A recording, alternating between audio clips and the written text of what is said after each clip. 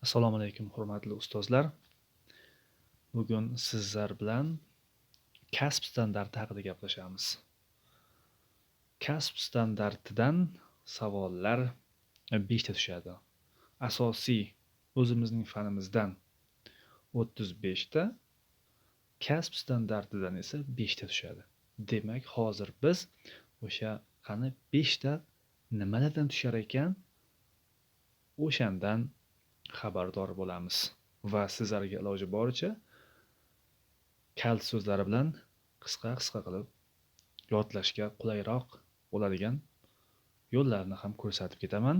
Agar sizlarga manfaatli bo'lsa, like bosish aslo yodlaringizdan chiqmasin. Xo'p, demak, kasb standarti boshladik. Umumlashtirilgan mehnat vazifalari. Ikkita, demak qarang. Umumlashtirilgan mehnat vazifalariga. Birinchisi ta'lim va tarbiya jarayonini boshqarish, ikkinchisi kasbiy rivojlanish va hamkorlik. Ana endi bularni ko'rib o'tamiz. Birinchisi mehnat vazifalari. Mehnat vazifalariga biz yuqorida ko'ryapmizki, endi umumlashtirgan holatda edi. Mana endi birinchisiga tushyapmi, qarang. Ta'lim tarbiya jarayonini boshqarish yo'nalishida. Biz hozir endi bu mehnat vazifalariga kirar ekan, mehnat vazifalaridan ta'lim va tarbiya jarayonini boshqarish yo'nalishida. Bular o'z ichida 5 ga bo'linar ekan. Birinchisi o'quv jarayonini rejalashtirish. Ikkinchisi ta'lim samaradorligini ta'minlash. Uchinchisi o'zlashtirishni baholash va qayta aloqani taqdim etish. To'rtinchisi tarbiyaviy faoliyatni tashkil etish. Beshinchisi xavfsiz rivojlantiruvchi ta'lim muhitini yaratish va ta'minlash. Xo'p, endi mana qarang, endi kasbiy rivojlantirish, ya'ni kasbiy rivojlanish va hamkorlik. Mana kasbiy rivojlanish va hamkorlik yo'nalishida bu 2 ga ekan endi. Bu ham 2 ga bo'linyapti. O'z-o'zini rivojlantirish va kasbiy o'sish, hamkasblar va ta'lim oluvchilarning ota-onalari bilan hamkorlik. Demak, kasb standarti bo'yicha jami bilishingiz kerak bo'lgan qismlari 7 ta ekan. Mehnat vazifalari 5 ta va keyingisi esa yana 2 ta. Demak, jami 7 ta. Demak, hozir endi qani ko'rib o'tamiz. Birinchisi o'quv jarayonini rejalashtirish. Albatta bu mehnat vazifalariga kiradi. O'quv jarayonini rejalashtirish. Asosan o'zi bizga o'quv jarayonini rejalashtirish bo'yicha savol beradigan bo'lsa, biz birinchi navbatda nima qilishimiz kerak, bilasizlarmi? Birinchi navbatda biz mana shunisini yodlab olishimiz kerak, ya'ni o'quv jarayonini rejalashtirish deyildimi? Demak, ana asosiysi mana shunisini bilib olishimiz kerak, ya'ni o'quv jarayonini rejalashtirish. Bunda aytganda, savol berilsa, o'sha savolning 70-80% aynan bizga o'zi savolda berilyapti. Ya'ni savoldan bilib olamiz javobini. Bizga savol beriladi, ya'ni o'quv jarayonini rejalashtirishni toping deydi. O'z-o'zidan agar siz o'quv jarayonini rejalashtirishni agar yaxshigina yodlagan bo'lsangiz, qolgani sizga qiyinlik qilmaydi. Demak, buni hozir ko'rib o'tamiz. Endi qarang. O'quv jarayonini rejalashtirish. Birinchi o'rinda qarang, mehnat harakatlari bo'ladi. Mehnat harakatlari. Keyingisi zarur ko'nikmalar bo'ladi. Keyingisi esa zarur bilimlar va oxirgi to'rtinchisi boshqalar deyiladi. Bizga hozir esa mana shu uchalasini ko'rib o'tamiz. O'zi uchalasi yetadi. Birinchisi qarang, mehnat harakatlari ekan. Bularga endi mana ketdik. Davlat ta'lim standartlari va o'quv dasturining maqsadlariga muvofiq o'quv rejalarini ishlab chiqish. Demak, davlat ta'lim standartlari va o'quv dasturining maqsadlariga muvofiq o'quv rejasini ishlab chiqish. O'z-o'zidan mana kalit so'zi sizga o'quv rejalarini ishlab chiqish. Yuqorida mana bizga savolda berilganda agar o'quv jarayonini rejalashtirish deganda, bizga albatta o'zi rejalashtirish degan joyi bor-ku. Bizga mana bu qarang, endi o'quv rejalarini ishlab chiqish. Demak, o'zidan mana bu yerda reja degan so'zimiz bor ekan. Demak, bu o'quv rejalarini ishlab chiqish. Keyingisi o'quvchilarning ehtiyojlari va qiziqishlaridan kelib chiqib, o'quv dasturini moslashtirish. Qarang, bunda endi o'quv dasturini moslashtirish va o'quv rejasini ishlab chiqish bu ham sinonimi. Ishlab chiqish, rejalashtirish, moslashtirish. Keyingisi o'z faoliyatini fanlararo kompetensiyalar, predmetning korrelatsiya va integratsiya tamoyillarini inobatga olgan holda rejalashtirish. Qarang, mana bunda ham rejalashtirish degan so'z turibdi. Demak, yana shuni bilib qo'yasiz. Rejalashtirish. Keyingisida o'quvchilar bilimini baholash natijasida olingan ma'lumotlarni inobatga olgan holda darsning aniq va o'lchamli maqsad va natijalarini aniqlab, dars rejasini ishlab chiqish. Yana mana xuddi shunaqa.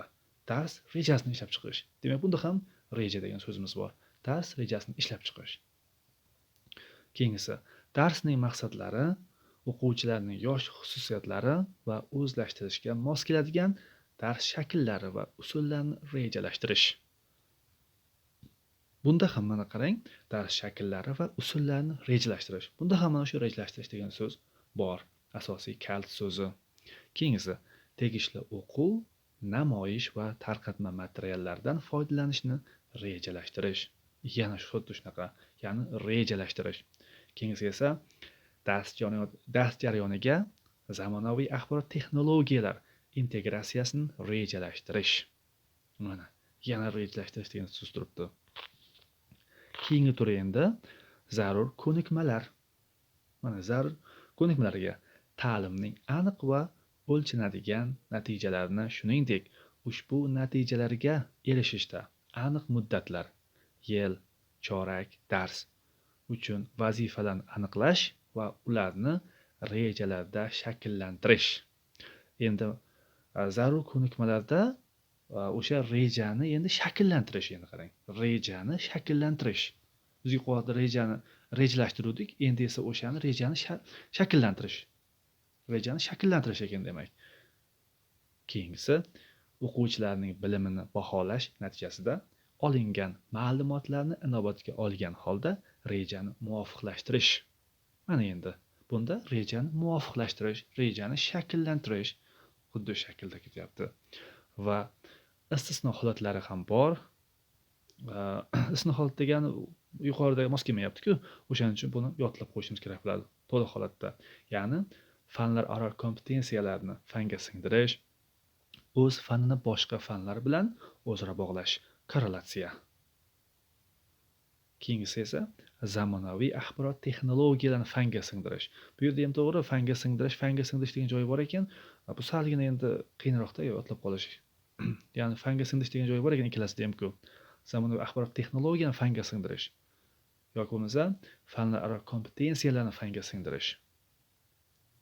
Ikkalasida ham fanga singdirish degan so'zi bor ekan. Xo'p, mana keyingisi. Dars vaqtini oqilona rejalashtirish, darsning maqsad, shakl va usullarini aniqlash. Mana bunda ham rejalashtirish, aniqlash.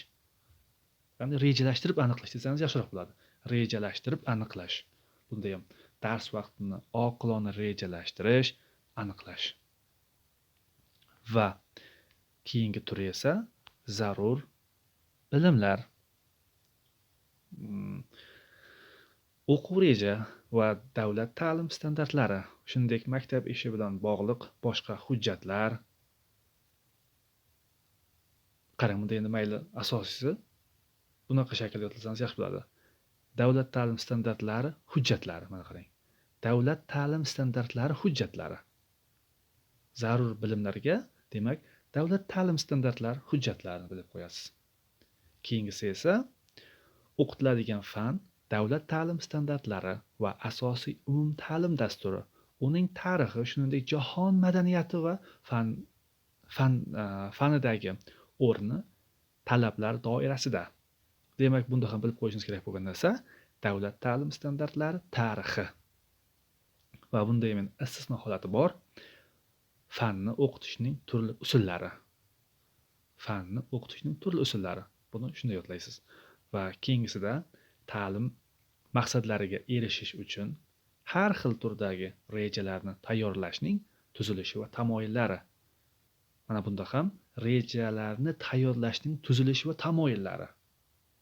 Tuzilishi va tamoyillari bunda. Bunda aytgan hammasi bilim bular.